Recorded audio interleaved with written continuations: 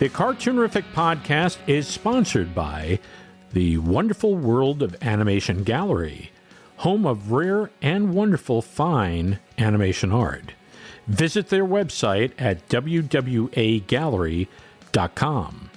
And for our Cartoonerific listeners, you will receive a special 10% discount off any purchase if you purchase by March 25th, 2024. Just go to wwagallery.com and enter code CARTOON10 for your 10% discount. Once again, this discount is only valid until midnight, March 25th, 2024. Once again, visit wwagallery.com.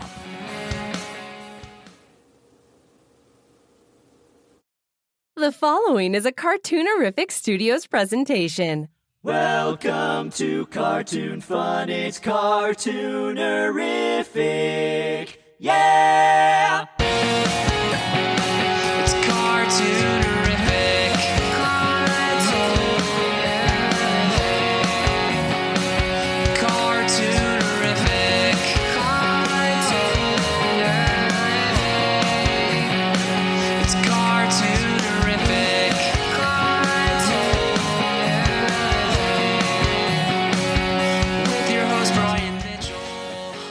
Well, welcome to another Cartoonerific podcast, Classic Animated Cartoons. I am Brian Mitchell, and I am your host.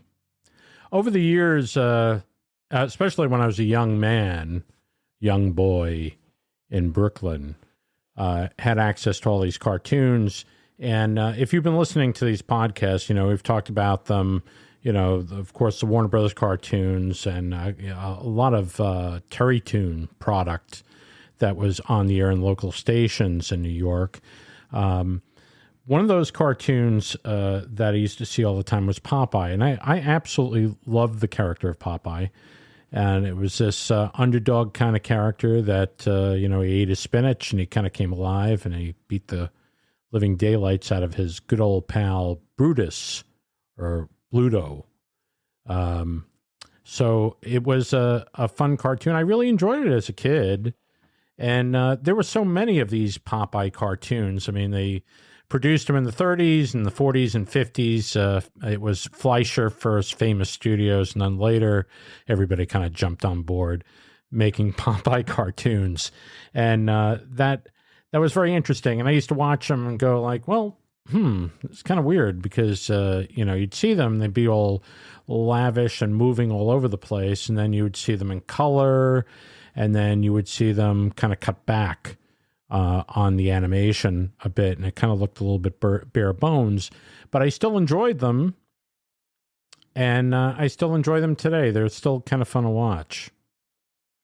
Well, we're going to be talking all about Popeye today. And in New York, the Popeye cartoons were on a station. It was WPIX Channel 11. And that station, they had, I believe he was a station manager, Jack McCarthy. And I know somebody's going to correct me because people just love to correct me all the time. And that's fine because I want to get the record straight. But he used to host the Popeye show in New York for many years. And he would come on as Captain Jack McCarthy. And in between the cartoons, he would talk about sailing. He'd be talking about Montauk, New York, which is out there by the Hamptons. And I used to actually like listening to him because he was a very interesting gentleman. But anyway, he would say a few things, get right to the cartoons. And then if he had a couple minutes left over, he might start talking about the beautiful shore of Montauk, Long Island, New York. But anyway, that's how I grew up on those cartoons. And I really enjoyed them. And, maybe about 10, 15 years ago, I was made aware of this gentleman who is the Popeye connoisseur. He's the one who really loves Popeye, has been championing these cartoons for many years. Because Popeye is kind of a violent cartoon, and come on, Tom and Jerry's a violent cartoon. The Roadrunner's a violent cartoon.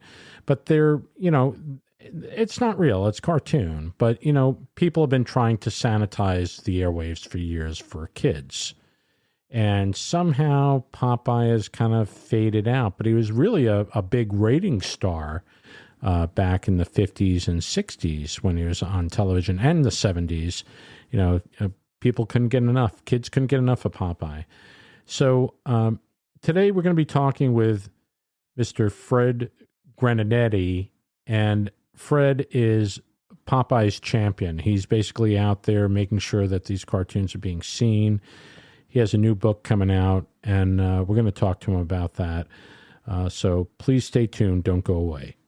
Cartoonerific is the place to be to celebrate hand-drawn animated cartoons. The Cartoonerific podcast features interviews with the magic makers behind your favorite animated cartoons, with episodes uploaded every Friday. Or visit the Cartoonerific blog featuring articles about classic cartoon animation. At the Cartoonerific Gallery, view original animation art and memorabilia from your favorite animated films and TV shows. The company store features exclusive swag from the Cartoonerific universe. And coming soon, brand new world premiere cartoons on the Cartoonerific channel. It's all here. Join the fun at www.cartoonerific.com. That's cartoon, ERIFIC.com. It's Cartoonerific, saving the universe one funny cartoon at a time. And now it's time for our special Cartoonerific guest. Well, we're back, and today is going to be a show all about Popeye.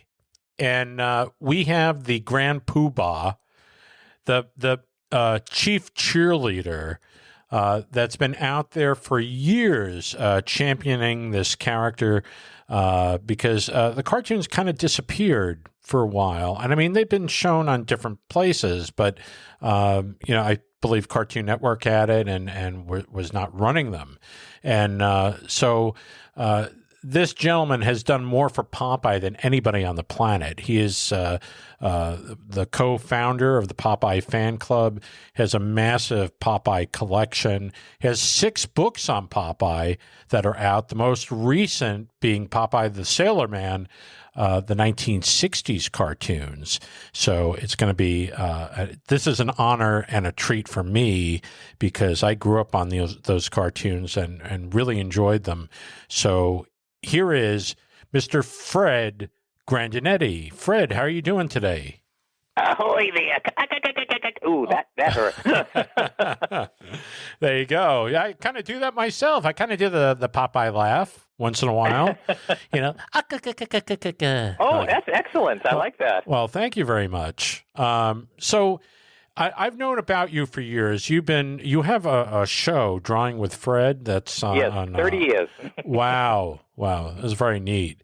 How'd you get into the Popeye thing? You must be my age, because did you grow up in the 60s or? I was born in 1961. Well, same year. My birthday is December 12th. Are you? I'm May 1st. There you go. Well, you're older than me, so congratulations. So you grew up in Massachusetts? Yes.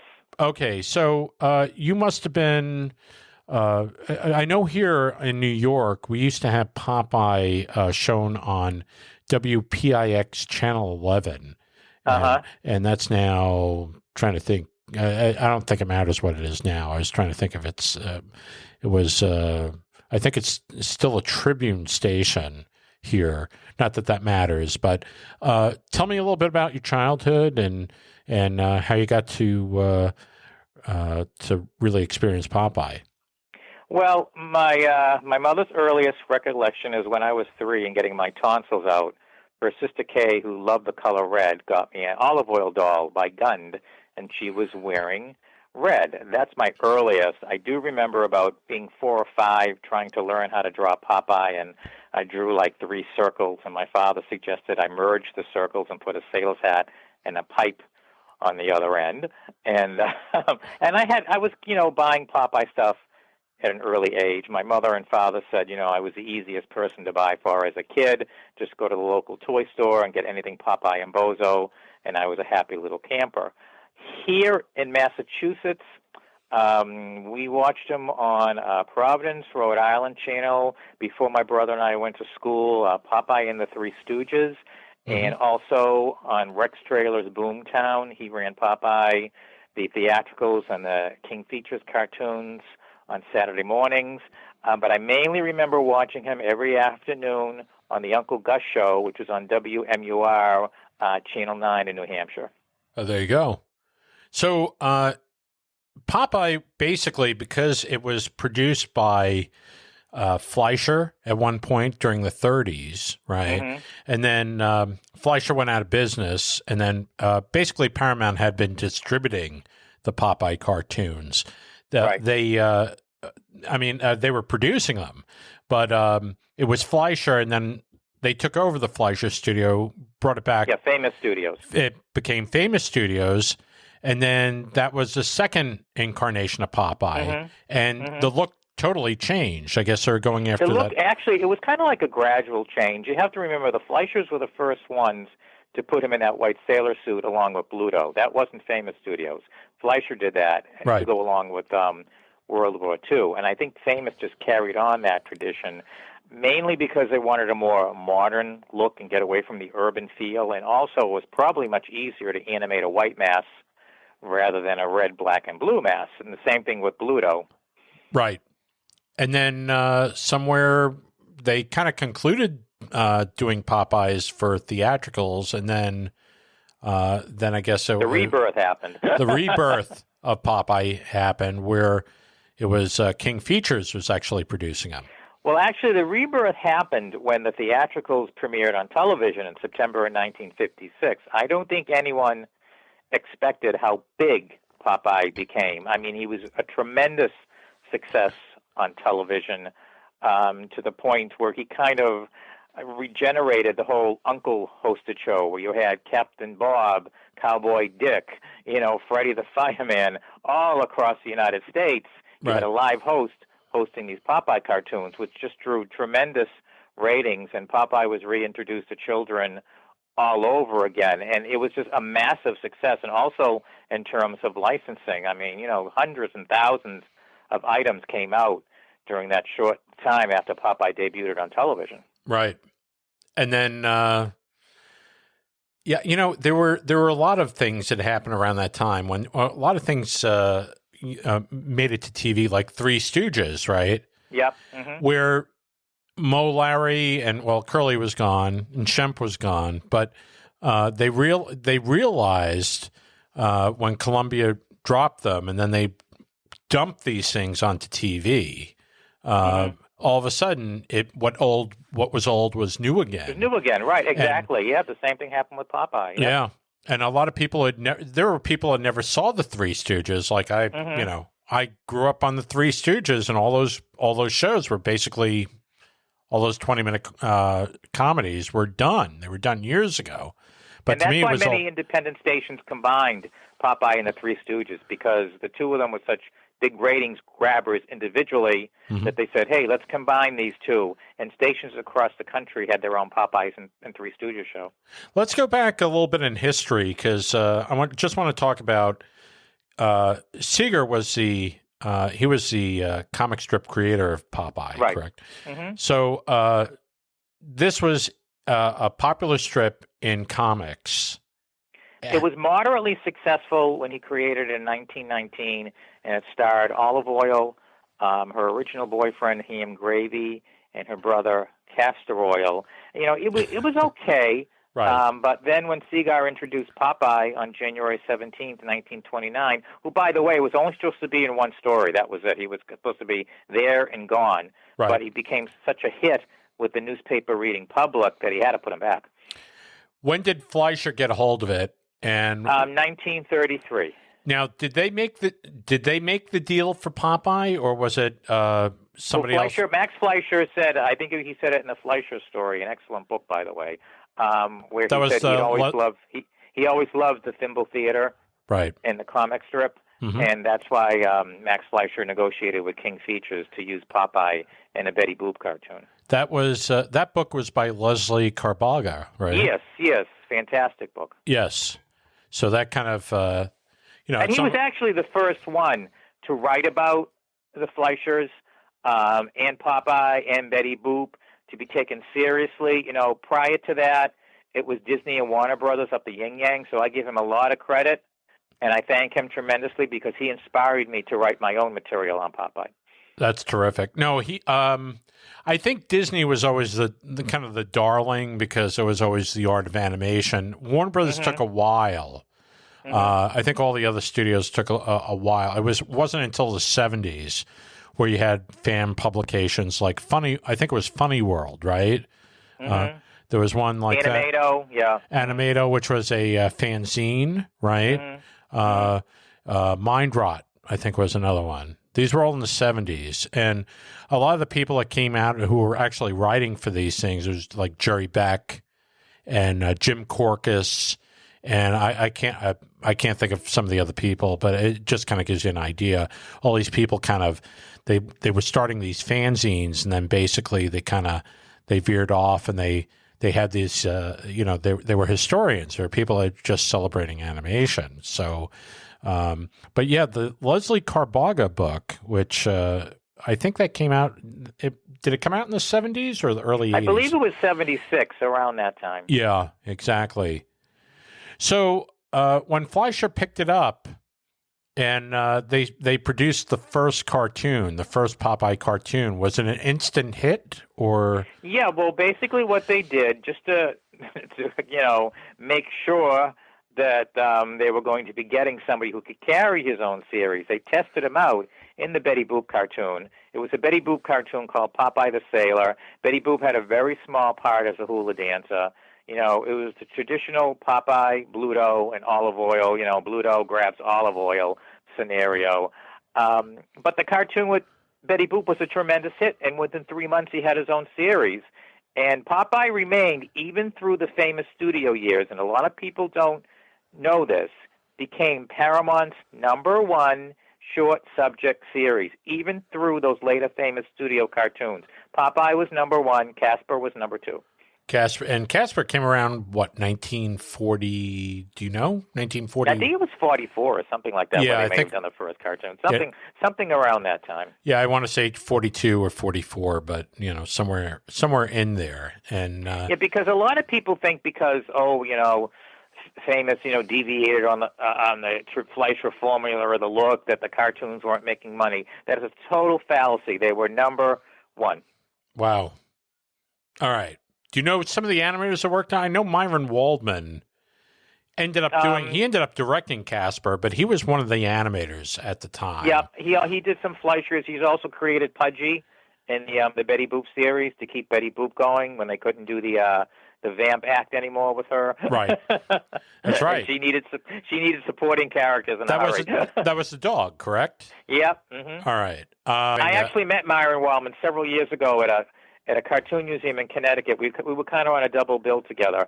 I was drawing Popeye, and he was there showing off his animation cells. We had dinner together. Very, very, very nice gentleman. Wow. Yeah, I never, it's funny. I lived roughly, I want to say 7 blocks away from him. And I didn't know it.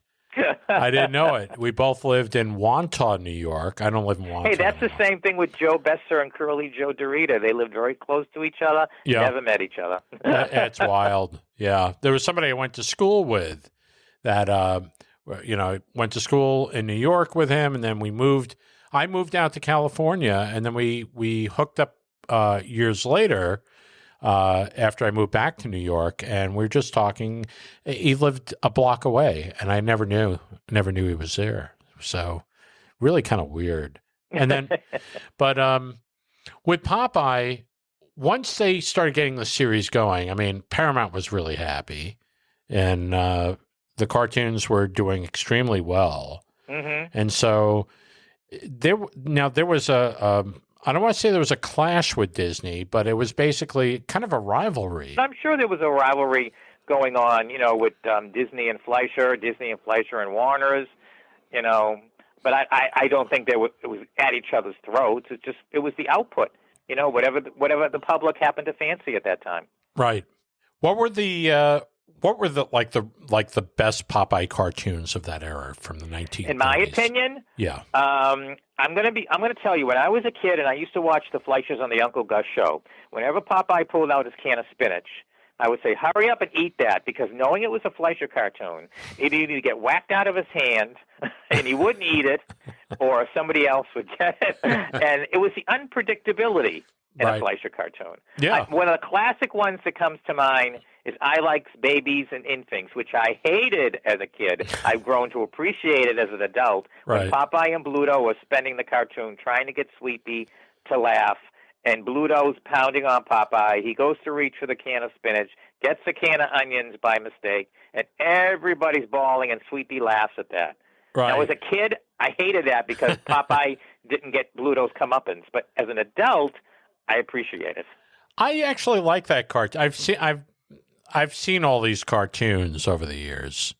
I mean, and I remember that particular cartoon where it's basically the end is Sweepy's laughing. and, and really, I like the cartoon, but you know, I mean that's what I do remember as a child watching the black and white cartoons, that you never knew what was going to happen. And I have to say this: if you watch the early famous studio cartoons, in a lot of them, Popeye was the patsy. He was taken down by a woodpecker, Shorty, a hungry ghost. I mean, the first couple of years of the black and white famous studio cartoons, it was rare when you saw Popeye pull out a can of spinach and actually win. Right. Wow. They just varied the formula. I think since they had just gotten the series from Fleischer, they were probably just testing the waters to see what worked. And that's another cartoon, A Hungry Goat. I hated that as a kid because the goat was the victor. But as an adult, I can appreciate the humor in it and what they were trying to do, especially the scene where the little kid's watching Popeye and the goat on the movie screen and says, "Why don't Popeye eat his spinach and sock him one?" Yeah, exactly. Jack Mercer was the voice of Popeye, and you had he succeeded Bill Costello, right? Okay, but he's the one that we really know as Popeye, correct? And then you got Jackson Beck, right? He was the voice of Bluto, and then Mae Questel, who people who might be listening to this, Mae Questel is actually in National Lampoon's Christmas Vacation. Right. And so she is basically, I think, the aunt in that picture, and she's the one that basically gives the gift of a cat in a box. She was also Aunt Bluebell, heaviest roll you can buy, honey. There you go. So I think she was the voice of Betty Boop. She is. Absolutely. So But when Popeye talked, was there any funny business going on under his breath there? Because sometimes he would... Nothing dirty, but that was one of the uniqueness of the Fleischer cartoons, is the fact you could hear the voice, you could hear the muttering, and no lips were moving, and that was part of the charm. Not only Popeye, but Olive Oyl and Bluto. Right. And Jack Mercer always said that if he had the opportunity to squeeze in a line once he saw the animation, he would do it. And that's a lot of the charm of those cartoons. That's right. Those cartoons were done in Manhattan. Well, the initial ones, and then they moved the studio to Miami. Well, that was later. That was when they were doing the Gulliver's Travels picture. But basically, it was Manhattan during the 20s. They were doing the Coco the Clown. Well, as far as the Popeyes were concerned, it was from 1933. I'm going to say to like 38, and then 38 to 42, it was Miami. Right. And then they were kaput after Paramount. Yeah, then the famous studios moved the studio back to New York. Right. Now, they made 3 Popeye cartoons, which were specials. Do you know what was the motivation for that? Was it just that people were clamoring for more Popeye? I think that they were. I think they were clamoring for longer Popeye cartoons. Paramount knew they had a successful character on their hands, and so they pushed him into color. My only regret about the Popeye series is that I wish it had been done in color, and then we could have avoided all those cartoons that were colorized by Ted Turner in the 80s. Right. Those travesties that I have to say to you, I see this on emails, and it really, really is discouraging to me, saying that I never understood what was so great about the Fleischer cartoons when I watched those colored Popeyes. And I would have to explain to them, Right. go get the black and white DVDs, because that's not the original. Black and white is beautiful. It's beautiful to look it's beautiful. at. I mean, I love them in black and white. Like I said, my only regret is that they did them in black and white, so they didn't have to be colorized years later. Because during the 70s, some programmer came up with the idea, color is better. So the black and white Popeye cartoons, not right away, but they slowly faded from TV. Right. Then you had the black and white episodes of Gilligan's Island, Genie, Bewitched. They all disappeared. And, everything was just color, which is ludicrous because the Three Stooges stayed on the air, and they were in black and white, and the same with I Love Lucy. Yeah, absolutely. Well, they've tried to colorize those things. Even the Dick Van Dyke Show, they colorized. Oh, yeah, I know. I think it was just a way of just keeping the thing marketable, and I think in their head... Yes, and I wouldn't have any complaints about it had they not been redrawn in Korea. If they had done them by computer, right? But they did the same thing with the Betty Boops in the '60s. They had them redrawn, and they're not horrible. all the cells were redrawn. They had these ludicrous colors. The voice tracks went out of sync, and the three-dimensional qualities in a lot of the Fleischer cartoons, the backgrounds were just gone. I know. I know the reason why they did it, but they were done so poorly. And it's funny, the cells from that, I don't know, they're out there, and people think that they're the real stuff. They think they're the real stuff, and it's basically, they traced it off of movie film. They projected it onto not a moviola, but a device basically to trace the lines and repaint it in color, and they had it all painted overseas. So there was no attention to detail. No, a lot of times in the Popeye cartoons, you would hear the toot-toot of the pipe at the end, but they wouldn't bother to redraw the animation. Which is crazy. Because that infuriated me. How many more minutes was it going to take for them to put in his mouth movements and have the smoke come out of the pipe? But they just totally ignored it. Totally ignored it, yeah. Yep. And they could have reused it, Yep. But they didn't. Nope. Anyway, we won't go into that travesty. Thank you, Ted Turner. So those three, I'm just going back to those three specials that they did. Yep. There's one of Sinbad the Sailor, which seems to be like, that's the one I see all the time. Yeah. And at the time, they were basically, Fleischer was doing their own kind of development. Disney was trying to do things to make the cartoons more believable. And Max Fleischer had his own thing with a rotating turntable that had the set of, the background, and they would have the cells in front of it, and it gave this three-dimensional feel. Yes, fantastic. Holds up to this day. Yeah, while Disney was doing multiplane with flat artwork, Max Fleischer was actually trying to make it dimensional, which actually worked great when you look at those cartoons. Yeah. Yep. Also in Alibaba, there's a scene where Popeye is walking through a cave where all the jewels and diamonds, and that was done that same way. Fantastic. Wow. So after they did those three specials, they were done. They did one every year, I think. I don't think they did them all in a row, did they? Alibaba, and then in 1939 they did Aladdin, and then that was it. Wow. So when they moved, when they picked up the studio and they moved to Florida, they were in Manhattan on Broadway, and I don't even know if the building still exists there, but when they moved to Florida, I guess that building still exists. And Jerry Beck went down there and he took pictures. I think it's now like a school. It's like a high school now. And but they did their Gulliver's Travels down there, and I guess they were continuing doing some shorts. And they tried. I mean, they did like a caveman series, and that's where they started the Superman series. And Popeye lost the urban look, the New York gritty look, right? And he just became, I guess. I mean, the cartoons are still good. Don't get me wrong, but they lost, in my opinion, that uniqueness. Right. And they became more sedated. The scripts were still funny. The animation was still good, but they in my opinion, they just lost again their uniqueness. Right. at the beginning of the cartoon, they would have it looked like a warehouse that would be by the water.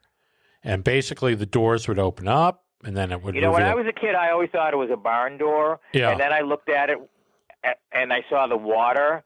And a friend of mine said, "You idiot! Those are ship doors. It's not a ship." I knew it was like something by the water, but that it was kind of weird that those doors would open up. You'd have a credit, and then they would close and clap, and then open up again, reveal another. But you credit. remember it. That's the great thing about it. Weird or not, you remember it. It sticks out in your mind. Oh, absolutely. It was a totally different type of title. You know, normally they would have, the title card would come on and it would be an obvious card, and a painted card or whatever. But this was something, it was almost like a 3-dimensional thing. Yeah. And was it a 3-dimensional thing at the beginning? I don't think it was. I think it was flat, but still, it was original. And the fact that Popeye was a sailor, to have it on a boat, was certainly keeping in character. Another thing I want to mention, getting back to the colorization, in the first cartoon that they colorized, the ship doors opened, but they didn't close. But you heard the as it was closing, but they didn't close. Oh my God! That was the first cartoon I watched in color, and I just said to myself, "Oh, gee, we're in for a fun ride with these." That's right. When did they stop the original title sequence? Because it went on for years like that, right? I mean, during the 30s. In 1939, they briefly stopped it. Right. They had like an anchor. One of the cartoons, I don't know if you remember the cartoon, Ghosts is the Bunk is one of them. Mm-hmm. Let's see. I'm trying to think another one that may come to my head. Oh, What a Nightmare. I mean, that didn't have the ship doors opening. There really weren't too many. Then they went back to the ship doors, and then they started with the Popeye's pipe tooting, and then you saw a close-up of his face, and the theme had more like of an upbeat tempo. Dun dun dun dun dun dun dun dun dun dun dun dun dun dun. It had more like a pardon my singing. That's right. And that's what they ended with. Right. Well, in the early Fleischer cartoons, the ones where Bill Costello was doing the voice of Popeye, if you look at the characters, they never stop moving. Oh, yeah. They always were moving. There's one cartoon that stands out in my mind called Season's Greetings. That's a Christmas cartoon where he teaches Olive Oil how to skate, and Bluto's going after olive oil. If you watch that cartoon, they never stop moving. Wow. That's interesting. Must have been taxing for some of the animators over there. I guess, but there again, it also brought a uniqueness to the films and made them quite memorable. That's the fact that we're still talking about them today. I have to tell you a story. I remember it was the early 2000s, and I was sitting on the couch with my mother, and we're watching the Popeye Show, which is the anthology series that ran the black and whites restored for the first time. And I remember turning to my mother saying, "Ma, this is the year 2000, and here we are watching a 1933 black and white cartoon at 9:30 at night." That, to me, it just said, wow, these cartoons have sustained, and they have such longevity. You really can't say that about any other black and white cartoon series. No, you can't. And it's kind of interesting because something that's good will always be good. Yeah. That's why I feel. So, the fact that they have stood up and they stood the test of time. Yeah. There are features that were done in the 70s that aren't run anymore. People have, they're antiquated. They're just not, they don't hold up. Yep. And so for something from almost 100 years ago, we're talking between 80 and 90 years ago, to still be good. Well, I have to say this.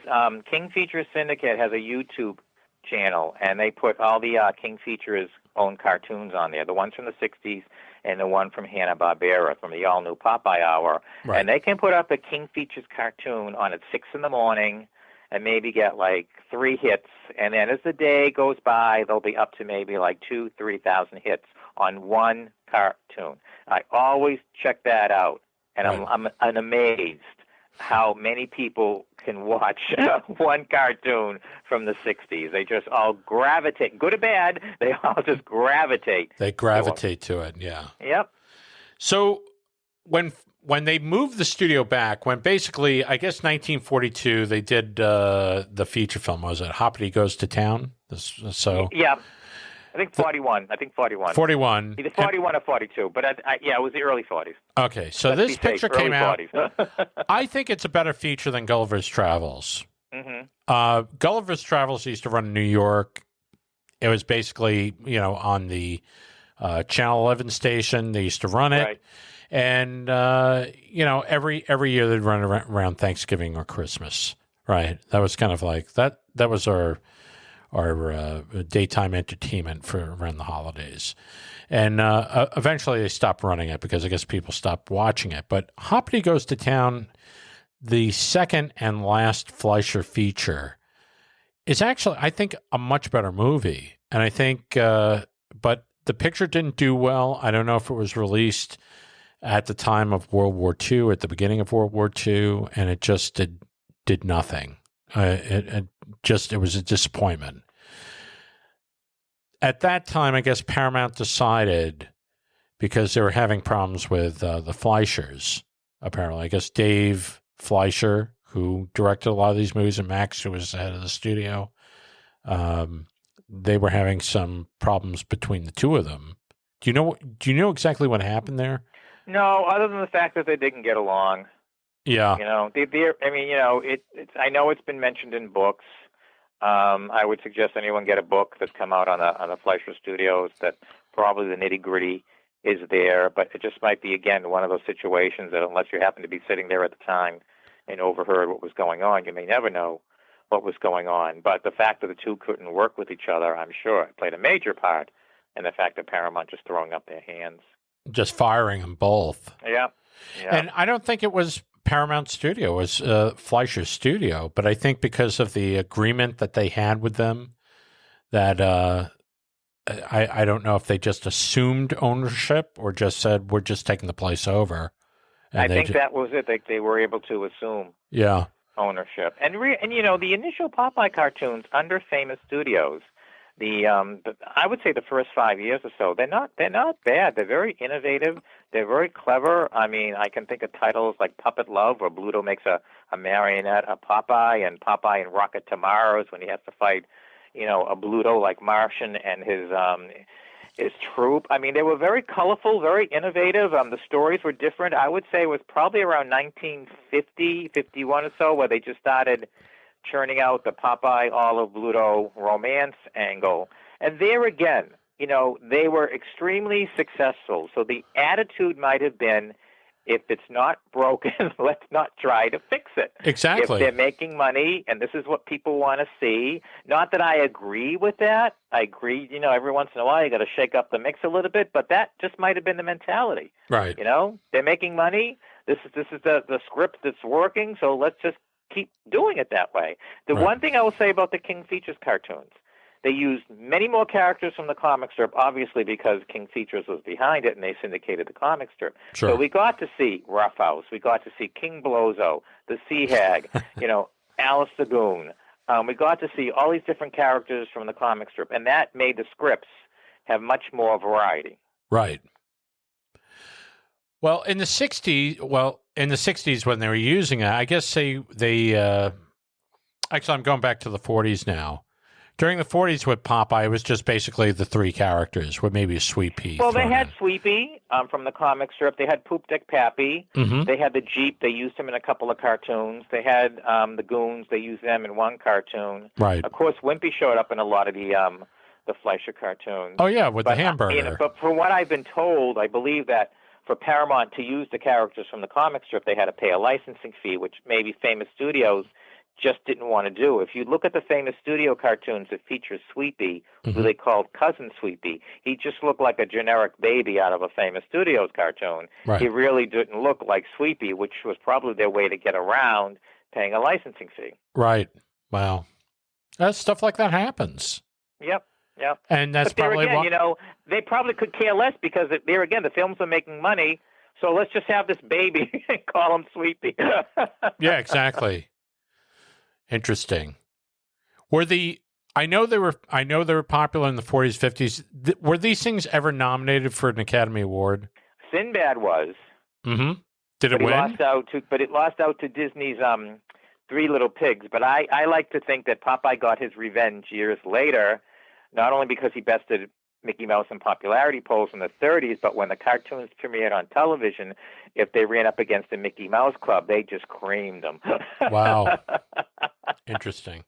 Mickey Mouse Club did very well the first year, but I think it did. Yeah. But I mean, I actually I go to a newspaper archive site and I ran across an article, and I think it was WPIX, as a matter of fact, right. that said, their Popeye cartoons, are wiping out the competition, including the Mickey Mouse Club, which made me smile. I believe it because WPIX in New York, Popeye was very, very popular, and right. There's actually a trade ad in my new book where it talks about how WPIX, after 12 years in 1969, rested Popeye, and then when they put him back, he won his time slot all over again. Wow, just exploded. Yep. Just exploded. And this is 1969, after being on the air since 1956. Right. And it was the theatrical cartoons, and with the majority of them being in black and white. What people, as I mentioned before, it's kind of like, I would say, I Love Lucy. People don't realize how popular that show was and when into syndication. The same thing with Popeye. People don't grasp how big those cartoons were when they first went into syndication on television, and their success launched the 1960s cartoons because King Features Syndicate wasn't making any money from the success of theatricals were having on television. So they said, we want a piece of the pie. So they contacted Al Brodax, and he hired 6 different studios to crank out 220 cartoons between 1960 and early 1962. And that's why, if you watch these series as a whole, they look schizophrenic. Well, you had a bunch of different studios working on it. You had Gene Deitch. Yeah, you did. I mean, you had Larry Harmon, who did Bozo. You had Gerald Ray, who did King Leonardo. You had Gene Deitch, who did Tom and Jerry. You had Paramount, of course. And then you had Jack Kinney. And Jack Kinney, I was told his studio had 1 week to crank out a Popeye cartoon, and they did the most. They did 100. Wow. They were basically using ex-Disney staffers because Jack Kinney... I have to tell you, because a lot of the Jack Kinney ones were so poorly done, yeah. I wrote to Al Brodax, and I asked him, why did you hire this guy? I was quite blunt. I said, why did you hire him? I said, a lot of his cartoons are so poorly done. And he said to me exactly what you said. He was a well-respected, Disney animator. He was. And I have to say this for those who are listening and who are interested in my book, and I really hammer this down in my book. Not all of the Jack Kinneys are poorly done. You have to see who the name of the animation director is. One of them, Hugh Fraser, who worked on Dumbo and a lot of classic Disney pictures. But his Popeye cartoons, for the most part, are very poorly animated and rushed. I tell anyone, if you don't believe me, watch Popeye and the Giant, and you'll see what I mean. It is so poorly done. But there again, he has other animators who worked on his cartoons that are excellent. I can't find any flaws with them. It all depended upon the experience of working with limited animation that these ex-Disney animators had. And some had it more than others. Yeah, the problem with people that are used to doing full animation... So this is just to give you a little groundwork here. Disney, if you work for Disney, basically footage wasn't the key here. The amount of drawings, the amount of work you did was not that important as long as you were delivering a good quality scene. Mm-hmm. And the thing is and the difference between that and limited animation is limited animation. You have to kind of deliver the scene, making it work as fast as you possibly can and still communicating the point of the scene. Yep. So when you have somebody come from that whole environment where you have a week or 2 weeks to animate one scene, and now you're going into this environment where you have to produce many scenes in 1 week. The thinking is totally different, and it's some of those guys could not really adapt too well to that, you know. Right, exactly. On the flip side, if you're an experienced animator, you know where you can save, you know where you can take economy, you know, with the drawings. But some people were just not that skilled at doing it, you know. And I have to say this: when I was 5 years old and I watched these bad cartoons, to me it was just more Popeye. I didn't notice that Popeye's pipe kept disappearing and reappearing in the same scene. I didn't notice it. When I was 17 years old, then I started noticing it, and I was like one after the other, after the other, after the other, and I was like, oh my God, I'm counting like 12 already that really are bad. And then yet, from Jack Kinney Studios, I would count another 20 that were very good. And as I said, I just got used to seeing who was the animation director, that I would know how abysmal a cartoon was going to be. And as much as I loved Popeye, when I got older, when I saw that name, I just changed the channel. I said, I'm not going to sit through this. I'm not going to torture myself. With, yes, I'm not going to torture myself. And I make that plain in my book, because unfortunately, the ones that are bad are so bad the critics tend to taint the whole series as being bad, and that's not true. You have to watch each individual cartoon and make an assessment on each individual episode. You just can't say they're all bad, because there are many of them that are very, very good. Okay, I'm going to ask you a couple of different things here, and I think you might know the answer. I know you know the answer for the 60s Popeyes, because you've been involved with 6 different books on Popeye. So, do you know what the budgets were? What the average budget of a Popeye cartoon was in the 30s, and then the 40s, 50s? The financial stuff, I don't know, but I think you can tell just by the quality. You can guess. Yes. Well, I think the Popeye cartoons that were being done in the 60s were budgeted somewhere in the neighborhood of maybe $10,000 to $11,000 a Yeah, that piece. sounds about right. Yeah, which was a lot more money than what Hanna-Barbera was playing with. I think Hanna-Barbera was doing these cartoons. Actually, Al Brodak said that the ones that were done in Europe, he sent them there because they had more fluid animation and actually had more animation on less of a budget than in America. Right. But even here, with Hanna-Barbera doing pretty much a 6-minute cartoon for around $7,000. Yeah.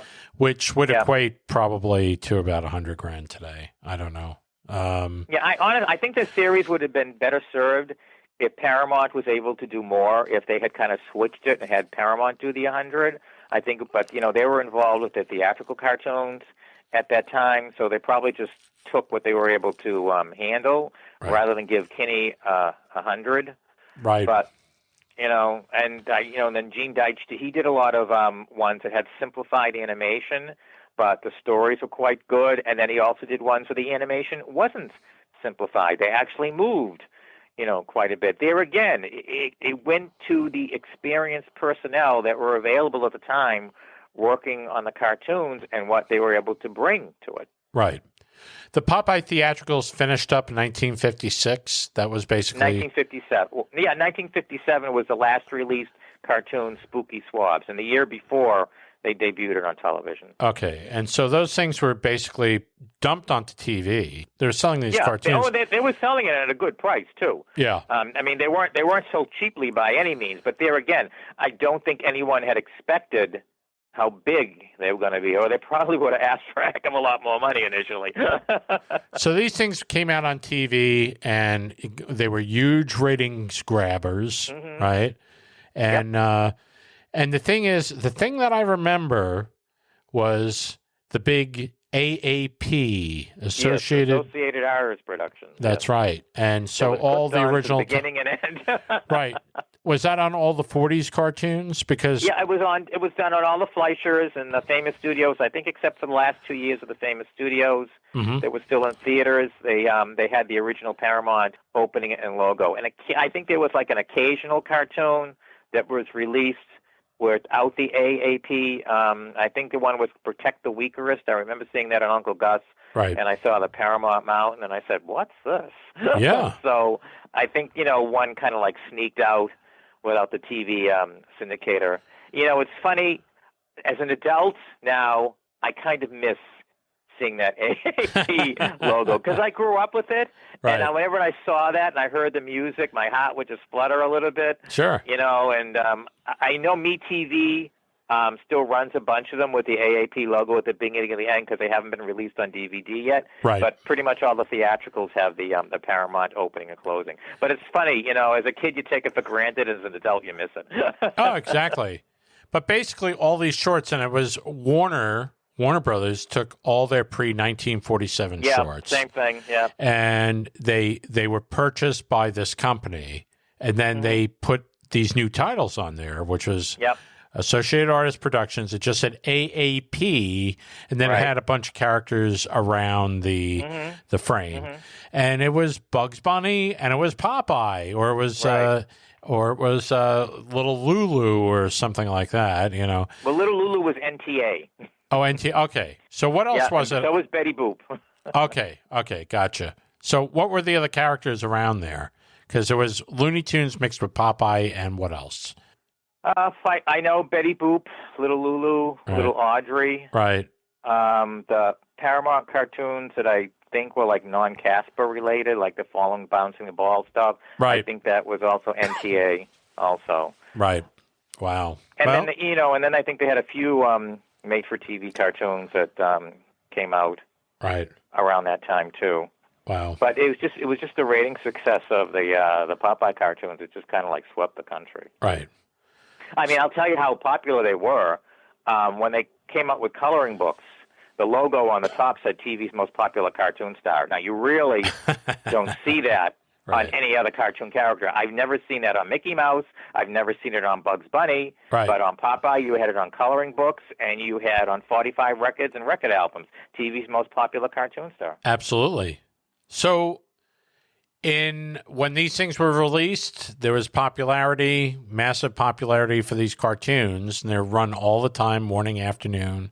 And basically King Features was getting squat because I think all they got was the licensing fee. Right. Well, I mean, they made thousands and thousands of dollars on licensing. I mean, so they didn't necessarily make squat on that, but they made squat on the popularity of the films being on TV, of course. Right. Yep. They got nothing for that. No. And they were cleaning up. They were cleaning up on TV. So that was pretty much the beginning of the decision to take these characters, not just Popeye, but other characters as well. Snuffy Smith, that was a comic strip character. And what were some of the other characters? Crazy Cat, Bailey, and they came after Popeyes. Right. So, but the Popeyes were first. So how many? And they didn't do, and those three didn't do as well. Right. I think they had high hopes for them, but as popular as Snuffy Smith and Beetle Bailey were as comic strip characters, they really didn't translate that well into animated cartoons. I mean, I think they had a following, but they certainly weren't the massive success that the TV Popeyes were. This is another thing I have to bring up. Right. Despite the quality on these TV Popeyes, again, they made lots of money for King Feature Syndicate, lots of money for the stations that ran them, and also, just gave another boost to the licensing. Right. Well, hey, it's good to have the licensing. Yeah. It's very good to have the licensing. So they produced these things, and they had the 6 different units, and basically these things, they were produced very, very cheaply. I mean, like I said, a little bit more money than the Hanna-Barbera cartoons at the time. Maybe not as much as the Flintstones, but they did very, very well. And I remember watching Snuffy Smith and Beetle Bailey and liking those cartoons. Yeah, they're good cartoons. I enjoy them. I mean, I have no problem with them. I actually enjoy them. Yeah. But they just didn't make the same amount of money that Popeye did. And basically, they were just syndicated to local stations all around the country. Yeah, starting in 1960, before they were even finished with them, whatever was done, they started syndicating them to independent stations. And Right. the stations either ran them as an individual series on their own, or they just mixed them with the theatricals. Now, here in New York, we had, I think he was I want to say he was a station manager, but I don't know the history about him. We had, he called himself Captain Jack McCarthy. Mm-hmm. And so he had the Popeye show. And so I think they were running every single Popeye from the 1930s, 40s, 50s, and 60s. Mm-hmm. I'll tell you something interesting. This is actually what started my writing career on Popeye. I ran across a little booklet, and it just happened to say that over the course of 32 years, 454 Popeye films had been produced. And I said to myself, wow, that's a massive amount. That's record-breaking. How come this isn't out there?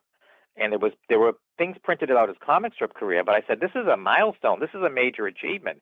More than Mickey Mouse, more than Bugs Bunny, more than Daffy Duck. I said, why isn't this out there? So I started writing articles about his film career. Initially, it was kind of bumpy getting him into magazines because, it's a cartoon character. But I got my first article published in a magazine called Hollywood Then and Now. And after that, it just kind of nicely steamrolled it after that, where more and more magazines and newspapers, no internet at that time, were publishing articles on Popeye's successful film career, to the point where King Features was using my information in their publicity, which I had no problem with. My only thinking was, why weren't you doing this before I came along? Absolutely. So was Seeger passed away before this? 38. Yeah. Young. So how old was he? 44. 43 or 44. Most sources say 44. So did he see any of that money? Did he see anything? Oh yeah. He saw, the initial success with Popeye in the comic strip and in the animated cartoons and the licensing. Oh yeah, he was doing very, very well.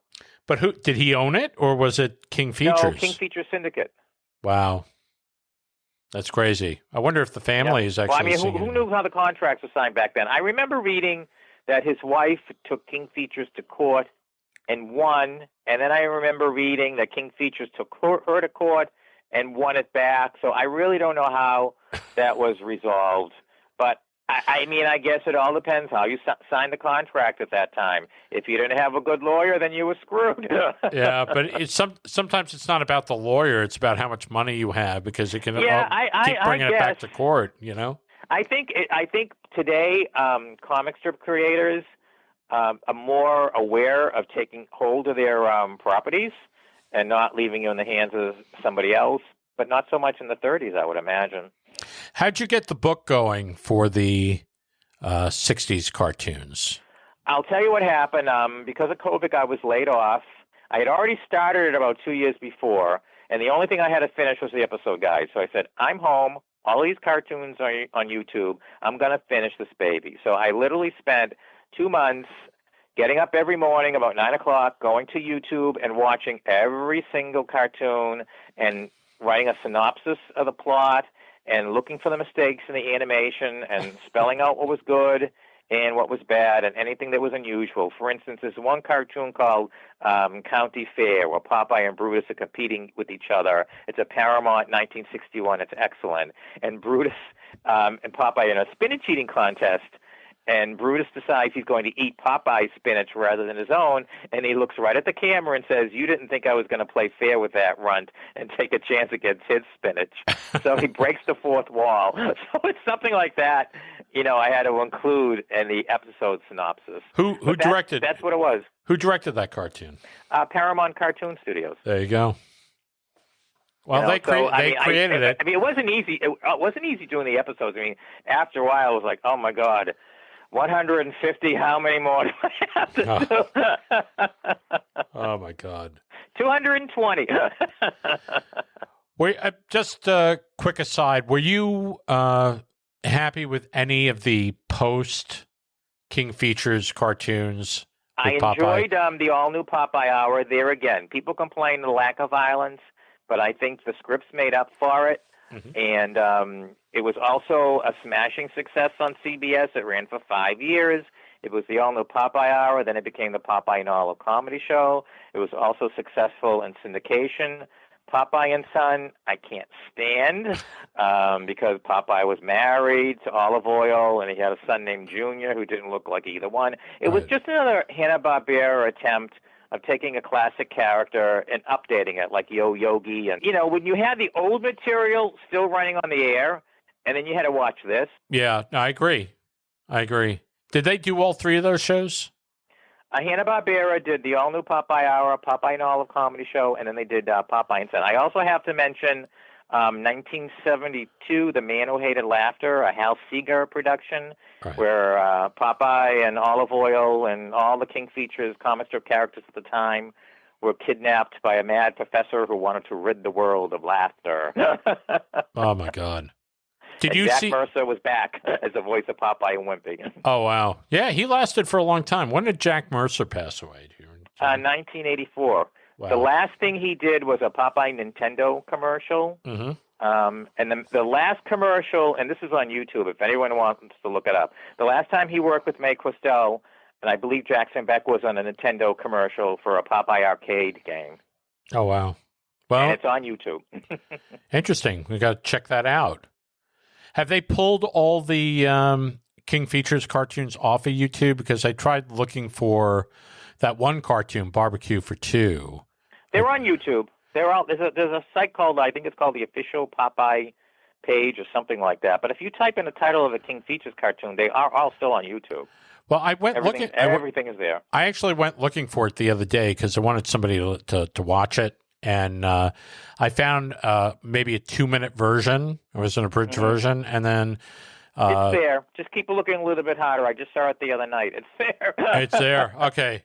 So they're all on there. Yeah. Oh, they'd be crazy to pull those because, I have to give King Features a lot of credit. When we had these independent stations come along in the 1990s that pulled a Popeye and the Flintstones and Mighty Mouse and Woody Woodpecker in favor of Maury Povich and Jerry Springer and all that stuff, YouTube just became the other avenue for them. Right. Wow. Mm. And that's where Popeye, he's still on MeTV. They run him every Saturday mornings with the Pink Panther, and he's on that Tune In With Me show. They include him maybe like 2 or 3 times a week. So he's back on television. But when the independent stations just kind of said goodbye to them, the internet picked all the stuff up. How's it doing on MeTV? The Tune In With Me is doing extremely well. I think they were very surprised because it's, reminiscent of the old adult posted shows where you have the cartoon curator and his talking fish puppet, very reminiscent of what we grew up with as kids. Right. Oh, that's good. The only thing that annoyed me initially is because the emphasis was on Bugs Bunny and Warner Brothers, and they were running Fleischer, and they were running MGM, and Tom and Jerry, and Droopy. And I'm like, why don't you guys just rename it Bugs Bunny and Bells? But because people started, getting at them about that, they recently ran an hour devoted to the Fleischers, and they are taking the time to mention more, of the other characters. You see, that's the tricky part when you run a show where you have a bunch of different cartoon characters rather than just focusing on one. You really can't show favoritism because you're going to get people upset. Exactly. You got to make everyone equal territory. As I was growing up, I just, I really loved the Disney cartoons later on. And I wanted to work for Disney. But I never forgot my love for the other stuff, like the Popeye and all that. And Bugs Bunny and Tom and Jerry.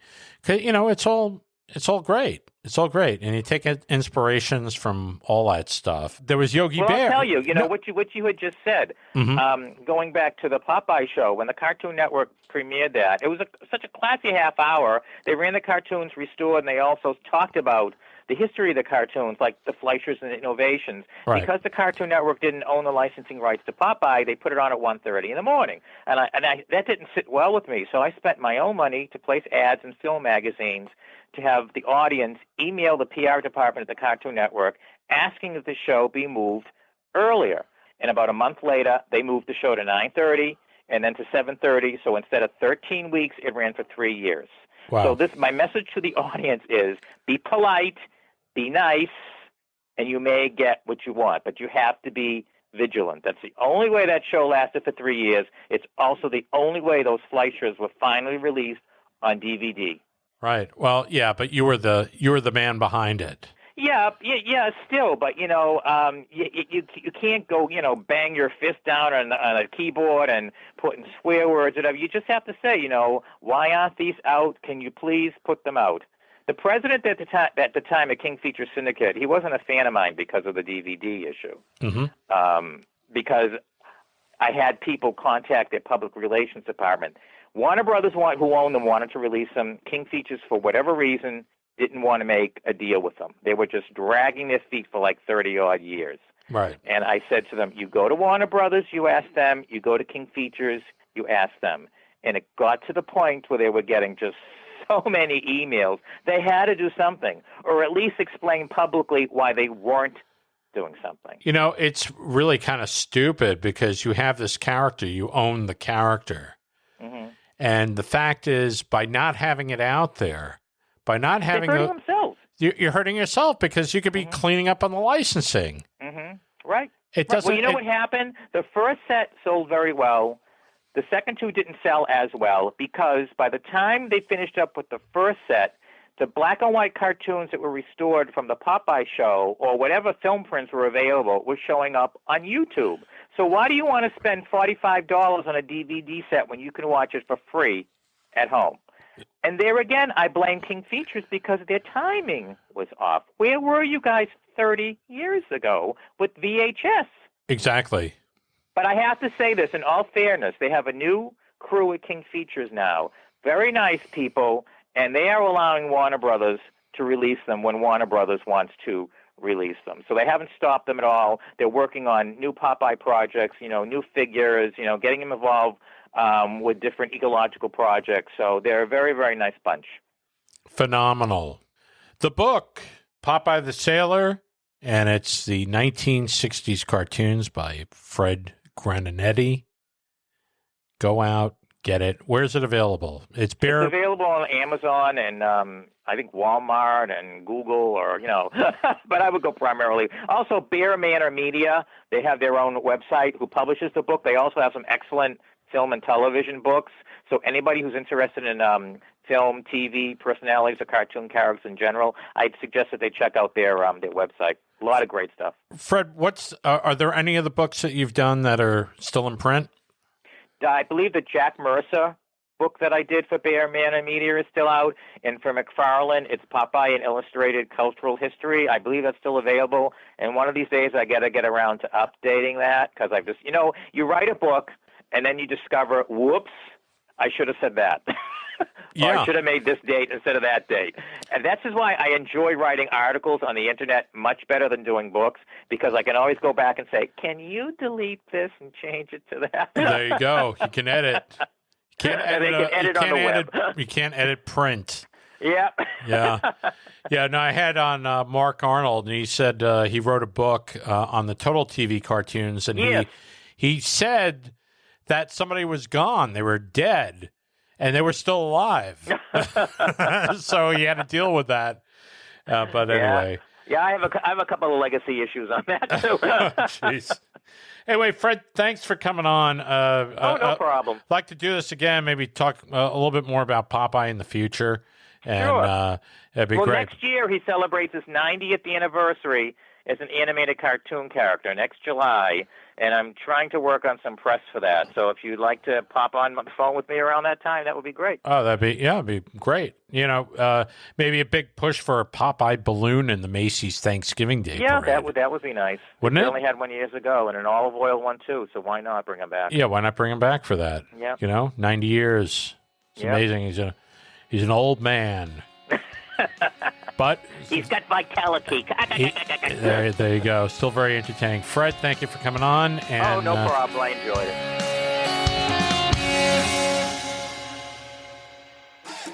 it. Do you have any questions or comments about the podcast? Please email Brian at cartoonerific.com. Your email may be featured in one of our future shows. Well, blow me down.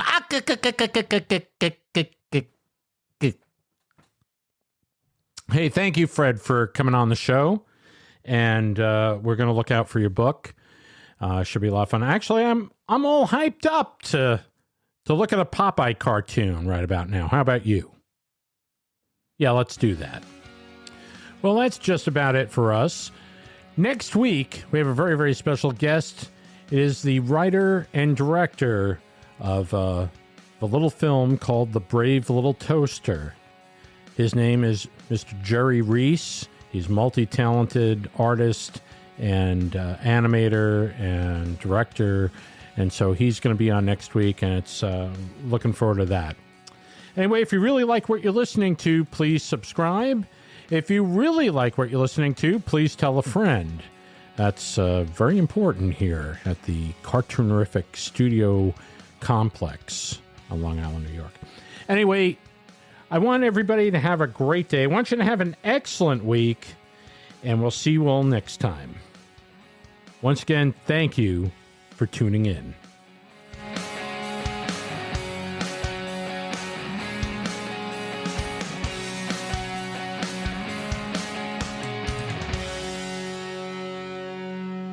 This has been a Cartoonerific Studios presentation.